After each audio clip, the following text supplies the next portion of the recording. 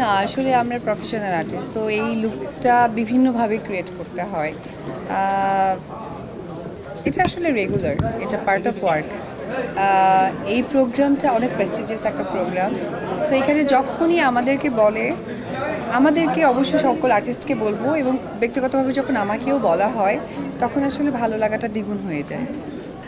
ভালো মন্দ নিয়েই মানুষের জীবন, তবে 24 সালে আহ, মানুষের দুর্ঘটনা, ভালো মন্দ সহকারে আমার সহশিল্পীরা এবং আমি, আমাদের যতটুকু ভালো মন্দ হয়েছে, উপরাল্লা ঈশ্বরের কাছে প্রার্থনা করব যাতে নতুন বছরে সব কিছু খুব সুন্দরভাবে, শুভভাবে আমাদের কাছে আসে। হ্যাঁ, কাজ নিয়ে ওয়েট অ্যান্ড সি, এটার জন্য ওয়েট করতে হবে, তবে আশা রাখছি। অবশ্যই আমার প্রতি আমার সাংবাদিক ভাই বোনেরা সহকারে আমার যারা ফ্যান ফলোয়ার আছে, সেই দায়িত্ববোধ, আমার নিজস্ব দায়িত্ববোধ থেকে মনে হয় যে আমাকে নতুনভাবে প্রেজেন্ট করা উচিত এবং নতুন নতুন কাজের মধ্য দিয়ে ট্রাই করছি। বাকিটা আসলে ডেস্টিনি, আপনাদের সকলের দোয়া, ইনশাআল্লাহ। না, এটা আমি আরেকটা প্রোগ্রামে ব্যাখ্যা দিয়েছি, না কখনোই আমি আরেকটা প্রোগ্রামে এটা ব্যাখ্যা দিয়ে দিয়েছি। এটা আসলে আমার কথাটা একটু ডিপ্লোম্যাটিক ছিল বোঝার, বা আমার হয়তো বা বোঝানোর একটু গ্যাপ ছিল, সো এরপরে আরেকটা টেলিভিশন প্রোগ্রামের মধ্য দিয়ে ব্যাপারটা আমার মনে হয়। প্রথমেই বলবো, আমার সন্তানের বাবাকে অনেক ভেরি কংগ্রাচুলেশন। তার অনেক অনেক অনেক স্বপ্ন ছিল, আলহামদুলিল্লাহ সেই স্বপ্নগুলো একটু একটু করে পূরণ হচ্ছে।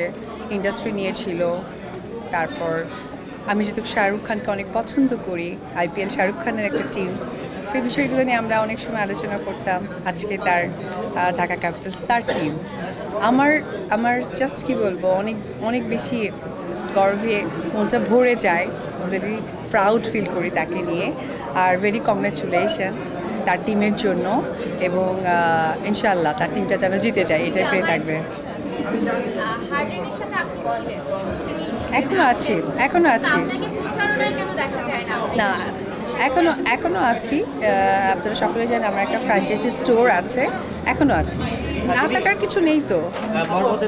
তার মানে আসলে শুধু বরবাদ আমি বলবো না, আমি বলবো যে তার প্রিয়তমার পর থেকে যে কয়েকটা সিনেমা উনি রিলিজ করেছেন, সেগুলো দেখলেই বুঝতে পারবেন।